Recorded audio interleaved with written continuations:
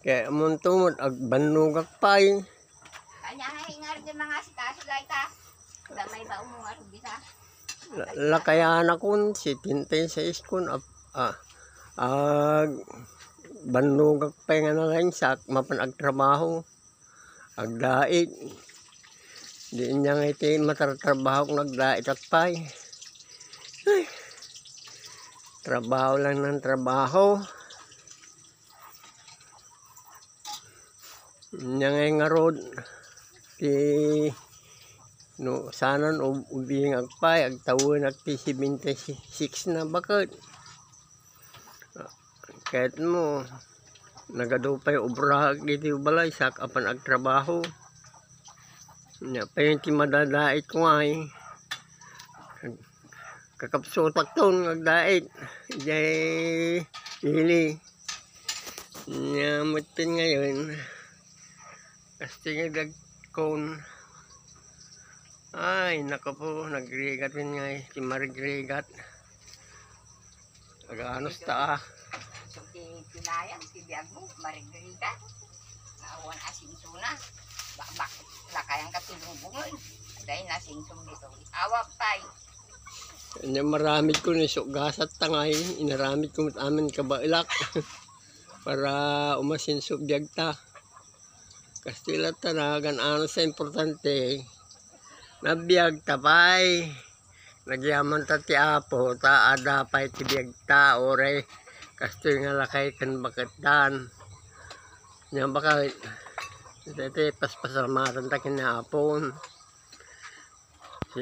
ta inik ka na ta tinawatiwat nga panagbiag nga kadto lagi anak ta nya ta ti biag oray no marigrigat ta no sirsirbita ti apo ito ti importante mamay no bago ta matay kaya pumintas pa iti panagbiag ta sila ka lang agbasbasa kada adal ti Biblia diba kasama tinaramin ni apo ka lagi nagserbitin niya na kitam ni Hob ano kunana mo jay Jose 1:8 o diba kunana hanyo langanan iti agbasa iti saot ti apo kunana jay iti rabii ken aldaw pagbulay-bulayam kunana isa buhay kunana pa isa buhay upang ipahaba ang inyong buhay kunana sa baliktad sa magbagakon yung kastimot timbaga na karaduma kay pagpapalain kayo na at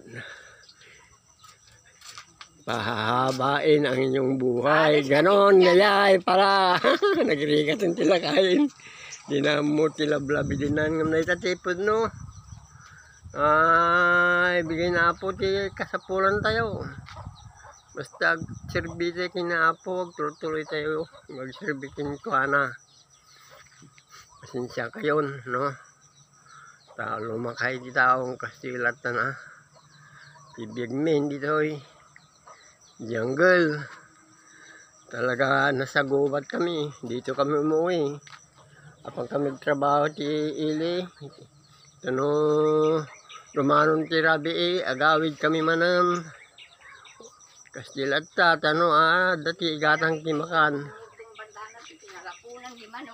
ay datamot ni di manok ni oh di ba ora kas-kas ng arigat damat ket agbibig damat makamudan endan ay dajaje manok oh nakamunon niya nagapura na dirabi yung umado damat lata niya oray no kasanong arigat damat ng manok umado damat nga umado nagadudan di na duman dadajayan si manaw dan marpas na nga mga anan ano anak na natin Man, magnakamantig tanta. Oo, ayun.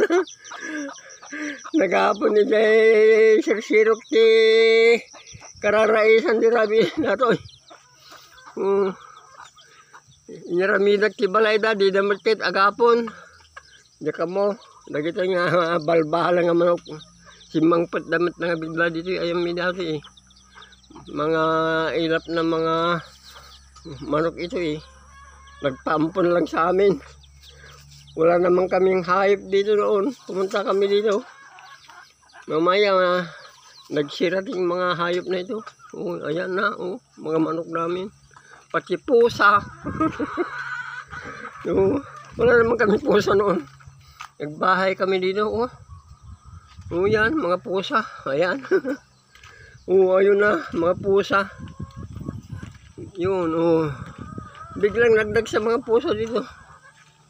Magpatayo kami ng bahay dito sa gitna ng gubat. Dalawa kami ng asawa ko dito eh. Na nakatira, ang lapad-lapad na kagubatan. Pero may mga kapitbahay kami pero malalayo. Dumadayo din sila sa amin paminsan-minsan. Mga apo ko yun. Kanya-kanya kami ng lugar na pinagbahayan. Doon sa dulo sila. Pero malayo yun. Pero kami, yung mga anak ko, nasa highway din. Magkahiwalay-walay. Pero kami ng asawa ko dito. Sa gitna ng gubat. Yan, gubat talaga. Ang sipag-sipag ng asawa ko. Trabaho ng trabaho. Pero ako, wala kang ginagawa. Yawan nyo na lang ako. Nagbibideo lang. O kaya yan, tignan nyo yung mga dragon fruits ko. Oh. Applyan ko nga ng quantity potassium. Para magbunga na nga. Napitasan ko na sa nakarang araw ito eh. Ngayon, magpanibagong bunga na naman. Kailangan malagyan ko ng potassium. Medyo bata-bata pa kasi mga dragon fruits ko na ito eh. Pero pwede nang pabungahin. Lagyan natin ng potassium mamaya.